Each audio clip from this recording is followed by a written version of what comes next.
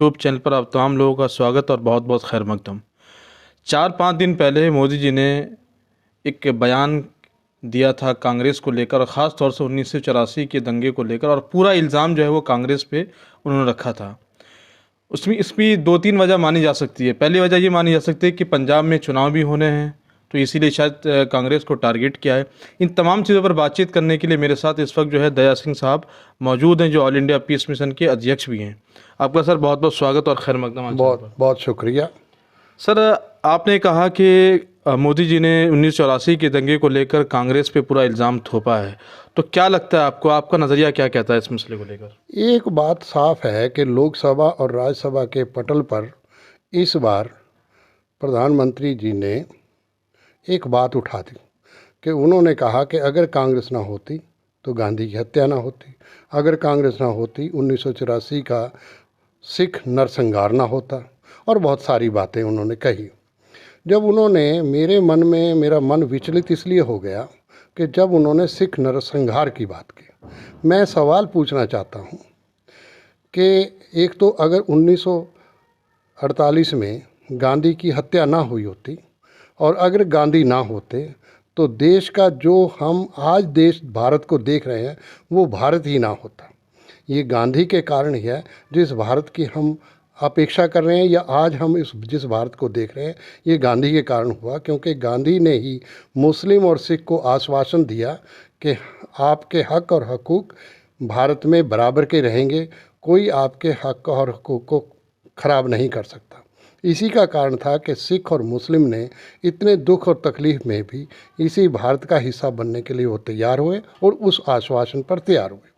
मेरा दूसरा ये कारण था कि जब 2014 में मोदी जी प्रधानमंत्री के तौर पर हमारे सामने आए, और उससे पहले 2013 में जब उन्होंने कहा कि मैं हिंदू हूँ और मैं हिंदू राष्ट्रवादी हूँ, हमें तभी पता लग रहा था कि शायद मोदी जी हिंदुत्व की उस डोर को लेकर इस भारत की ऊपर अपना वर्चस्व कायम करना चाहते हैं।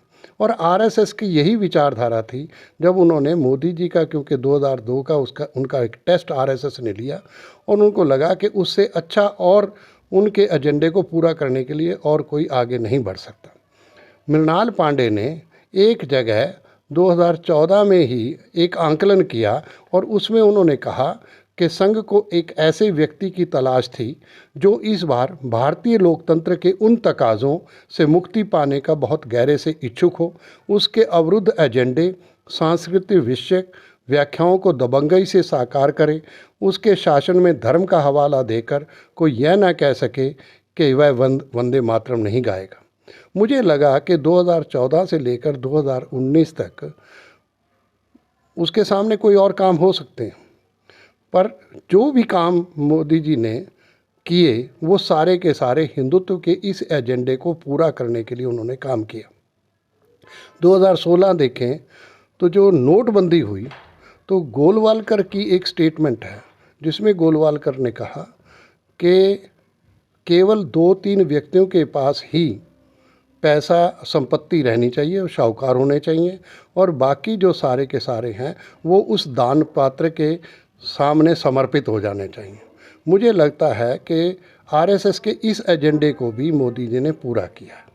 मेरा ये भी मानना है कि 2019 के चुनाव में भी मोदी जी ने यह बात सबके सामने कही कि, और हिंदू हृदय सम्राट के तौर पर 2019 में उन्होंने अपने आप को स्थापित कर दिया।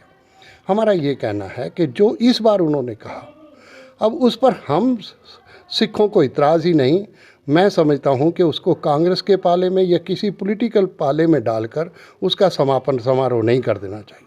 वास्तव में आरएसएस का ये मानस रहा, जब पंजाबी सूबे की आवाज़ उठी तो उस समय कहा गया हिंदी हिंदू हिंदुस्तान। वो हिंदी हिंदू हिंदुस्तान कहने वाले कौन लोग थे? वही आरएसएस के लोग थे जिन्होंने सिखों के खिलाफ एक माहौल बनाया और उस माहौल को इतना बड़ा कर दिया। हालांकि सिखों ने 1982 में, 1962 में, 1965 की जंगों में और 1971 में आगे होकर अपनी कुर्बानियाँ दी और शहादतें दी। मेरा ये भी कहना है कि 1973 में इंदिरा गांधी ने जथेदार गुरचरण सिंह टोडा को बुलाया और उनको कहा कि आप पंजाब में राज करें और मैं चाहती हूं कि आप केंद्र में मेरा साथ दें। जथेदार गुरचरण सिंह टौड़ा जो श्रोमणी गुरुद्वारा प्रबंधक कमेटी के अध्यक्ष भी थे, वो और उनके साथ ही ज्योति बसु को भी उन्होंने बुलाया और ज्योति बसु के सामने भी उन्होंने ये बात कही कि आप बंगाल में राज करें और केंद्र में मेरा साथ दे दें। ये सवाल इंदिरा गांधी के सामने था। ज्योति बसु इंदिरा एक चीज़ मैं बीच में रोकूंगा, मैं ये कह रहा हूँ कि मोदी जी ने ये बात कही, हमारे प्रधानमंत्री ने, कि ये 1984 का जो मसला है वो कांग्रेस की ओर उन्होंने कहा, तो क्या मतलब एक तो ये कि पंजाब में इलेक्शन भी है, तो क्या लगता है कि इलेक्शन के उसमें कहा कि मैं उसी बात को पूरा कर रहा हूँ। ये बात इसलिए ज़रूरी है कि ज्योति बसु ने ये बात मान ली और बंगाल में उन्होंने 32 साल बिना किसी रोक टोक के राज किया। उसके मुकाबले में अकाली दल ने ये गलती की और सिख जो नेतृत्व था वो बौना साबित हुआ। बादल के ये कह दिया कि नहीं, हमारी तो कांग्रेस के साथ झगड़ा है, हम नहीं सर। और जेपी मूवमेंट में अकाली दल ने सबसे ज़्यादा आगे होकर अपनी शहादतें दी, जेलों में गए और सारे काम किए। और जनता पार्टी की जब सरकार बनी उस समय सरकार के हालात ये थे कि उसी समय उसी सरकार में निरंकारी और सिख क्लैश हुआ, अकाली क्लैश हुआ और नतीजा हुआ कि वो सारे के सारे उसके बाद सिखों को आतंकवादी, खालिस्तानी और सारे उस कैटेगरी में ला के खड़ा कर दिया। तो कौन थे वो लोग? सवाल इस बात का है। इसमें राजनीति की व्यवस्था को नहीं देखना चाहिए। 1982 में जब भजन लाल सरकार ने सिखों के ऊपर वो बदनाम किया, उनके सिर पर वो ढूंढने लगा कि उनके चेक करने लगा, पगड़ियाँ उतरवा ली करनाल और पानीपत में जब एशियाड का इशू था और धर्म युद्ध मोर्चा लगा था, तो उस समय कौन था? वो कौन थे लोग? तो मेरा ये कहना है कि इसको राजनीतिक परिप्रेक्ष्य में नहीं ले देना चाहिए। ये उस समय की मानसिकता ऐसी बना दी गई ताकि पूरा हिंदू समुदाय सिखों के खिलाफ खड़ा हो गया और ऐसा लगा कि सिख जो है वो बिल्कुल अलग थलग कर दिए गए। उसके नतीजे हैं।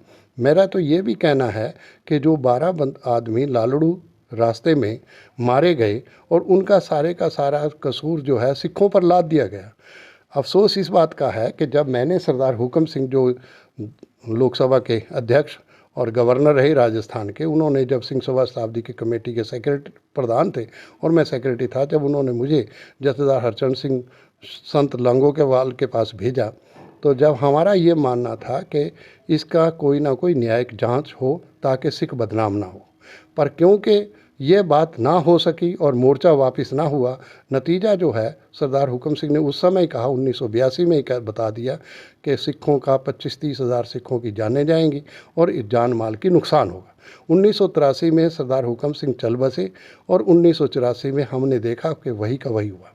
अब मेरा जो आपने सवाल किया, ये तो मोदी जी को अडवाणी की किताब पढ़नी चाहिए।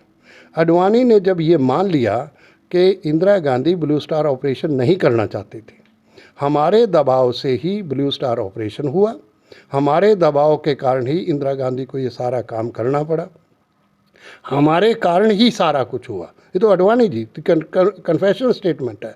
तो फिर मोदी जी को ये बात माननी चाहिए कि नरसंहार के पीछे अगर जिम्मेदारी है तो संघ को उस जिम्मेदारी को लेना चाहिए। इसको राजनीतिक परिप्रेक्ष्य में नहीं देखना चाहिए। मेरा ये भी कहना है कि ये भी बात समझ में आनी चाहिए कि जब इंदिरा गांधी 2 जून 1984 को जब इंदिरा गांधी जी ये कह रही हैं कि this is not a time for anger, too much blood has been shed, violence leads to counter violence and some misguided Hindus think that this is the way to meet terrorism.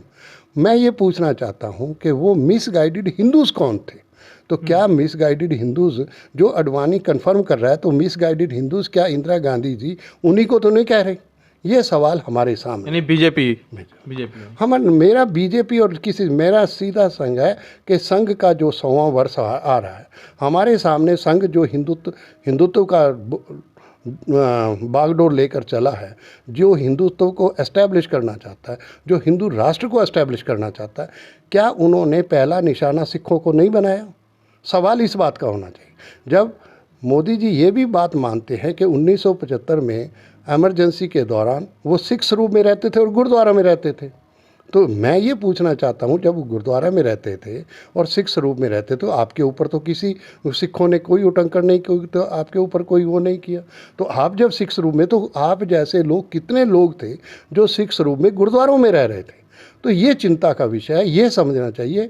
तो प्रधानमंत्री, माननीय प्रधानमंत्री जी को ये भी बात समझानी चाहिए, सवाल कांग्रेस का होना या ना होना नहीं है, सवाल किसी पार्टी का, किसी दल का होना या नहीं होना, दल की विचारधारा क्या है, ये सवाल है सबके सामने। तो इसलिए ये जो बात उन्होंने कही है कि सिखों का नरसंहार अगर कांग्रेस ना होती तो ये ना होता, मेरा ये मानना है कि अगर आरएसएस ना होती तो 1948 ना होता, अगर आरएसएस ना होती तो 1984 ना होता, अगर आरएसएस ना होती तो 1992 ना होता, अगर आरएसएस ना होती तो 2002 ना होता, अगर आरएसएस ना होती तो आज के हालात से देश बच सकता था। हमारा ये कहना है, ये तो आरएसएस को बताना है कि वो किस आधार पर ये सारे कामों को सामने ले। आज देश में सिख और मुस्लिम एलिनेट हो गया, अलग थलग पड़ गया, और उनके सामने सवाल है कि